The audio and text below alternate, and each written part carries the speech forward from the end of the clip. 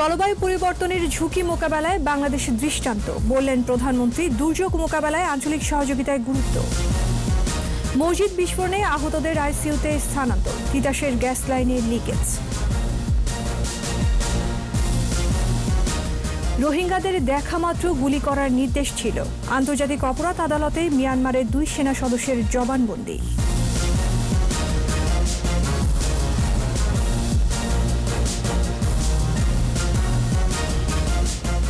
শুনছিলেন first security ইসলামী bank limited সংবাদ শিরোনাম। আমন্ত্রণ জানাচ্ছি রাত 9টার 21 সংবাদে। সাথে আছি আমি আশা সাবেরা। দর্শক, 21 টেলিভিশনের সংবাদ একই সাথে সরাসরি দেখতে পাবেন আমাদের ফেসবুক পেজ www.facebook.com/2124 অনলাইনে। খিদে যখন যেখানে, সাথে থাক বেলামে। প্রকৃতির সঙ্গে খাপ খাইয়ে চলতে শিখেছে মানুষ, তাই জলবায়ু পরিবর্তনের ঝুঁকি মোকাবেলায় বাংলাদেশ দৃষ্টান্ত স্থাপন করতে পেরেছে। বাংলাদেশে গ্লোবাল সেন্টার অন অ্যাডাপ্টেশনের আঞ্চলিক কার্যালয় উদ্বোধনকালে কথা বলেন প্রধানমন্ত্রী শেখ হাসিনা। এছাড়া দুর্যোগ মোকাবেলায় আঞ্চলিক সহযোগিতার উপর গুরুত্ব দেন প্রধানমন্ত্রী। রিপোর্টে আরও জানাচ্ছেন আকবর হোসেন সুমন। অভিযোজন সম্পর্কিত গ্লোবাল সেন্টার অন অ্যাডাপ্টেশনের আঞ্চলিক কার্যালয় স্থাপন হলো বাংলাদেশে। জলবায়ু পরিবর্তনের ঝুঁকি মোকাবেলায় দক্ষিণ এশিয়ার জন্য এই কার্যালয়টি কাজ করবে। গণভবন থেকে ভার্চুয়াল প্ল্যাটফর্মে এর উদ্বোধন করেন প্রধানমন্ত্রী শেখ হাসিনা। অনুষ্ঠানে জলবায়ু পরিবর্তনের ঝুঁকি মোকাবেলায় বাংলাদেশের প্রশংসা করেন জিসিএ বোর্ড চেয়ারম্যান ও জাতিসংঘের সাবেক মহাসচিব বান কি মুন। এ সময় তিনি বৃহত্তর সহযোগিতার সম্পর্ক সৃষ্টির তাগিদ দেন। Less predictable climate is a matter of absolute survival. প্রধানমন্ত্রী শেখ হাসিনা তার বক্তব্যে বদ্বীপের সংকট ও সম্ভাবনা তুলে ধরেন। প্রকৃতির ক্রমশ বদলানো চরিত্র সামলাতে নেওয়া বাংলাদেশের প্রস্তুতির কথাও জানান প্রধানমন্ত্রী। People here have time and again showed their resilience against natural or man-made disasters. Yet there remain a lot of things to be changed.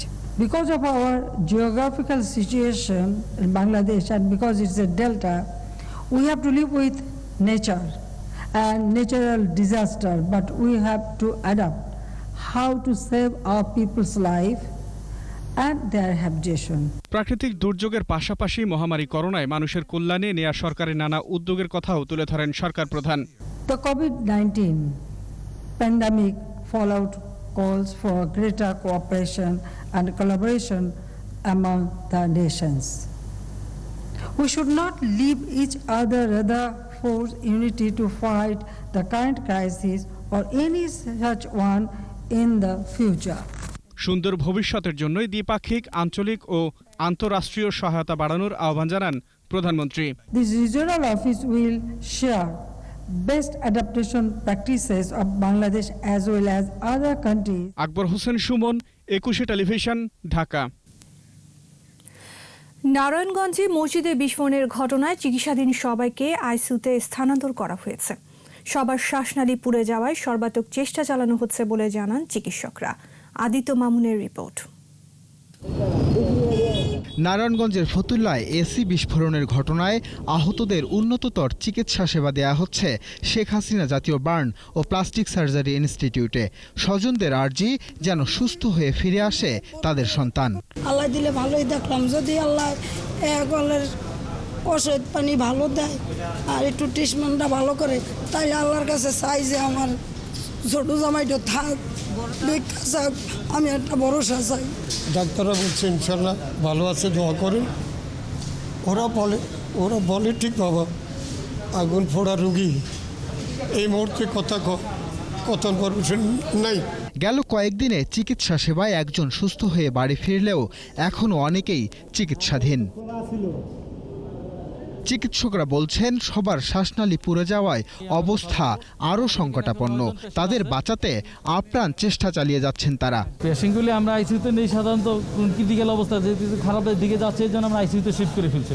আমরা আমাদের হাইয়েস্ট চেষ্টা করতেছি এগুলি যে কয়েকজনকে বাঁচানো যায় কিনা, আমরা আশা করতেছি হয়তো পারবো। পুড়ে যাওয়া ছাড়াও আরও কিছু সমস্যার কারণে সবাইকে আইসিইউতে স্থানান্তর করা হয়েছে। তারা যেহেতু আইসিইউতে আছে, সেই হিসাবে তো সবাই আইসিইউর পেশেন্টগুলি সবসময় ক্রিটিক্যাল থাকে, সেই হিসেবে পেশেন্টগুলো আসলে ক্রিটিক্যাল এবং আশঙ্কাজনক অবস্থায় আছে এবং সবারই ফেস বার্ন থাকাতে তারা এখন ক্রিটিক্যাল অবস্থার মধ্যে আছে। আদিত্য মামুন, 21 টেলিভিশন, ঢাকা। নারায়ণগঞ্জে মসজিদে বিস্ফোরণের ঘটনায় গ্যাস লাইনে 2টি লিকেজ পেয়েছে তিতাসের তদন্ত কমিটি। এদিকে ফায়ার সার্ভিসও একটি রিপোর্ট জমা দিয়েছে। রবিউল ইসলামের ক্যামেরায় বিমল রায়ের রিপোর্ট জানাচ্ছেন রত্না সামান। নারায়ণগঞ্জের বিস্ফোরণ হওয়া মসজিদের চারপাশে গ্যাসের উৎস বের করতে দ্বিতীয় দিনের মতো খনন কাজ করে তিতাস গ্যাসের তদন্ত কমিটি। ঘটনাস্থল পরিদর্শনে এসে তিতাসের তদন্ত কমিটির প্রধান বলেন, গ্যাস লাইনে 2টি লিকেজ পাওয়া গেছে। কিভাবে এই ছিদ্র হলো তা খতিয়ে দেখা হচ্ছে। একটা জায়গাতে যেখানে মসজিদের বেস করা হয়েছে, সেই বেস আমাদের লাইন থেকে আরও 6 ইঞ্চি বা 7 ইঞ্চি রাস্তার দিকে চলে গেছে, সেখানে আমরা 2টা ছিদ্র পেয়েছি। আর মসজিদের পূর্ব দিকে যে মেন রাস্তা রয়েছে সেখানে পাইপ কোথায় আছে, সেখানে কোনো ছিদ্র আছে কিনা সেই কাজ চলতেছে। এদিকে পুলিশ সুপার জানান, এরই মধ্যে ফায়ার সার্ভিস একটি রিপোর্ট জমা দিয়েছে। এই ঘটনায় যারা সন্দেহভাজন তাদের নজরদারিতে রাখা হয়েছে। সবগুলি তদন্ত কমিটির কাজেই শেষের দিকে, সেই ক্ষেত্রে যাদেরকে আমরা খুব সন্দেহভাজন মনে করছি যে যাদের অবহেলার কারণে ঘটনা ঘটেছে, তাদেরকে আমরা বিশেষ নজরদারিতে রাখছি। হয়তো তদন্ত কমিটির রিপোর্ট পেলেই আমরা তাদেরকে আইনের আওতায় নিয়ে আসবো এবং বিজ্ঞ আদালতে সুবদ্ধ করব। অন্যদিকে সংবাদ সম্মেলন করে ক্ষতিগ্রস্তদের পরিবার 50,000 টাকা করে ক্ষতিপূরণ এবং কর্মসংস্থানের দাবি জানিয়েছেন। বয়স্ক ভাতা বা মাসিক এমন একটা অ্যামাউন্ট তাদেরকে দেওয়া উচিত, যার ফলে তাদের যাতে অভাবের মুখ তারা কমপক্ষে স্বামী হারিয়ে, ছেলে হারিয়ে যে একটা শোকের মধ্যে তারা পড়েছে, এই আর্থিক অনুদানের দ্বারা কমপক্ষে তারা যাতে আশ্বাস পায়। জেলা প্রশাসনের গণশুনানিতে মঙ্গলবার 25 জন তাদের বক্তব্য দিয়েছেন। রিপোর্ট জমা দেয়া হবে বৃহস্পতিবার। আমরা আশা করব ইনশাআল্লাহ এর মধ্যে আমরা রিপোর্টটা দিয়ে দিতে পারবো। রত্না সামান, 21 টেলিভিশন। রাখাইনে গণহত্যা প্রসঙ্গ। রোহিঙ্গাদের দেখা মাত্র গুলি করার নির্দেশ ছিল। আন্তর্জাতিক অপরাধ আদালত আইসিসিকে এ তথ্য দিয়েছে মিয়ানমারের 2 সেনা সদস্য। ভিডিওতে স্বীকারোক্তিমূলক জবানবন্দিতে উইনতুন ও জ নাইংতুন 2017 সালে রাখাইনে মিয়ানমার সামরিক বাহিনীর ক্লিয়ারেন্স অপারেশনে রোহিঙ্গা নারী, শিশুসহ নিরীহ মানুষদের হত্যা, গণকবর দেয়া, ধর্ষণসহ অন্যান্য অপরাধের কথা স্বীকার করে।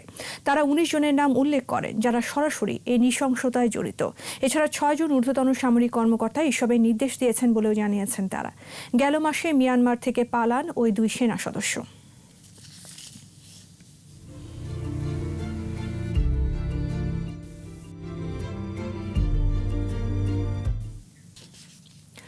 অবৈধভাবে বাংলাদেশে অবস্থানকারী 700 বিদেশি নাগরিকের তালিকা তৈরি করে নিজ দেশে ফেরত পাঠানোর সিদ্ধান্ত নিয়েছে আইনশৃঙ্খলা সংক্রান্ত মন্ত্রিসভা কমিটি। এছাড়া ইউএনও ওয়াহিদা খানমের ওপর হামলা চুরির জন্য তা বিশ্বাসযোগ্য নয় বলেও মন্তব্য করেছে কমিটি। রিপোর্টে আরও জানাচ্ছেন মোহাম্মদ নুরুন নবী।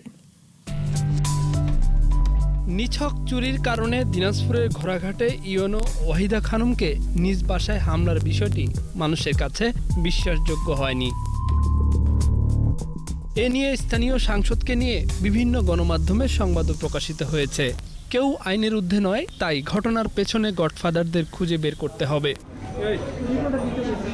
মঙ্গলবার স্বরাষ্ট্র মন্ত্রণালয়ে আইনশৃঙ্খলা সংক্রান্ত মন্ত্রিসভা কমিটির বৈঠকে এসব বিষয়ে আলোচনা হয়। পরে গণমাধ্যমের সামনে বৈঠকের বিষয়টি অবহিত করেন কমিটির সভাপতি। বলেন, দেশের সব উপজেলা কমপ্লেক্সকে সিসিটিভির আওতায় এনে রাত 9টার পর বহিরাগত প্রবেশ নিষিদ্ধ থাকবে। আক্রমণের শিকার না হয় সেজন্য পুরো কমপ্লেক্সকে সিসি এর আওতায় আনা, যাকে ছাড়িয়ে নেওয়া হয়েছে প্রভাব খাটিয়ে তাকে ছাড় করে নেওয়ার জন্য যদি মাননীয় এমপি মহোদয় দায়ী থেকে থাকেন, তিনিও আইনের ঊর্ধ্বে থাকবেন না। সিদ্ধান্ত হয়েছে সব গোয়েন্দা সংস্থার তদন্তের সমন্বয় করতে একটি কমিটি গঠনের। জানানো হয়, মেয়াদ উত্তীর্ণ পাসপোর্টে 700 বিদেশি বিভিন্ন অপরাধে জড়িয়ে পড়ছে, তাদের নিজ দেশে ফেরত পাঠানো হবে। ক্যাম্পেইনে থাকবে তারা এবং তাদেরকে স্ব দেশে পাঠিয়ে দেওয়ার জন্য তারা যদি নিজের টিকিট কাটতে সামর্থ্য না হয়, সরকারি পয়সায় টিকিট কেটে দিয়ে তাদেরকে স্ব দেশে প্রেরণ করার জন্য আমরা একটা সিদ্ধান্ত নিয়েছি। ফেসবুক, ইউটিউব সহ অনলাইনে বিভিন্ন কন্টেন্টে রাষ্ট্রবিরোধী প্রচারণায় কারা বিজ্ঞাপন দিচ্ছে খুঁজতে বিটিআরসিকে নির্দেশ দেওয়ার সিদ্ধান্ত নিয়েছে কমিটি। মোহাম্মদ নুরুন নবী, একুশে টেলিভিশন, ঢাকা। কোভিড-19-এ দেশে আরও 36 জনের মৃত্যু হয়েছে। এর মধ্যে 19 পুরুষ ও 17 জন নারী। এ নিয়ে মোট মৃত্যু 4,552। স্বাস্থ্য অধিদপ্তরের ওয়েবসাইটে করোনা সংক্রান্ত তথ্য বলছে 185তম দিনে 93টি ল্যাবে 14,973 নমুনা পরীক্ষায় শনাক্ত হয়েছে 1,892 জন। এই নিয়ে এ পর্যন্ত মোট শনাক্ত 3,29,251। নতুন 3,236 জন সহ মোট সুস্থ 2,27,809 জন। এ পর্যন্ত করোনা পরীক্ষা 16,59,697। এবার সোশ্যাল ইসলামী ব্যাংক লিমিটেড বাণিজ্য সংবাদ।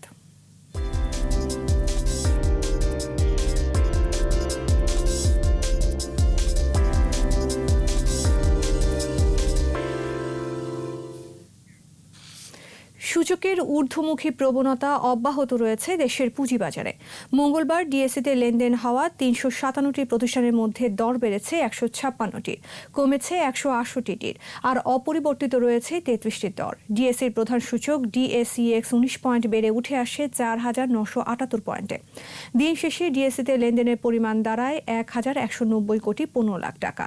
সূচক বেড়েছে সিএসইতেও। সিএসইতে লেনদেন হওয়া 274টি প্রতিষ্ঠানের মধ্যে দর বেড়েছে 135টির, কমেছে 105টির, আর বদলায়নি 34টির দর।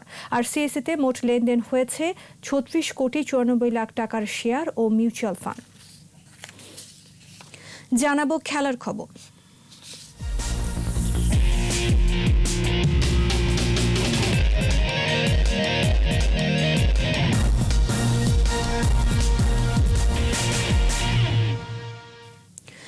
বাংলাদেশ ফুটবল ফেডারেশন বাফুফে নির্বাচনে প্রেসিডেন্ট পদে মনোনয়ন জমা দিয়েছেন সাবেক তারকা ফুটবলার কাজী সালাউদ্দিন সহ 3 জন। 3 বারের টানা সভাপতি কাজী সালাউদ্দিনের বিপক্ষে লড়বেন বাদল রায় ও শফিকুল ইসলাম মানিক। সিনিয়র সহসভাপতি পদে সালাম মুর্শিদের প্রতিপক্ষ শেখ মোহাম্মদ আসলাম। ফুটবলের উন্নয়নের ধারা অব্যাহত রাখতেই আবারও প্রার্থী হয়েছেন বলে জানান কাজী সালাউদ্দিন। আর বর্তমান কমিটিকে ব্যর্থ দাবি শফিকুল ইসলাম মানিকের। এখন পর্যন্ত 21টি পদে প্রার্থী 49 জন। ভোট হবে 3 অক্টোবর।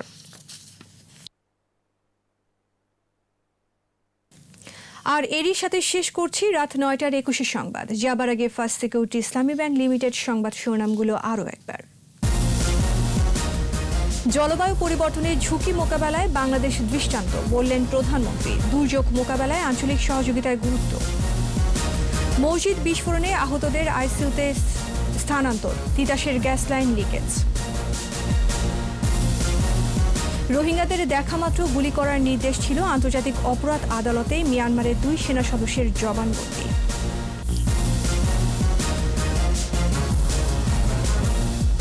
সর্বশেষ খবর জানতে ডায়াল করুন 2021 নম্বরে, আর ভিজিট করুন 21-tv.com এই ওয়েবসাইটে। এছাড়া ফেসবুকে লগ ইন করতে পারেন facebook.com/2124 অনলাইনে। পরের সংবাদ রাত 11টায় দেখার আমন্ত্রণ রইল। স্বাস্থ্যবিধি মেনে চলুন, সুস্থ থাকুন। ধন্যবাদ।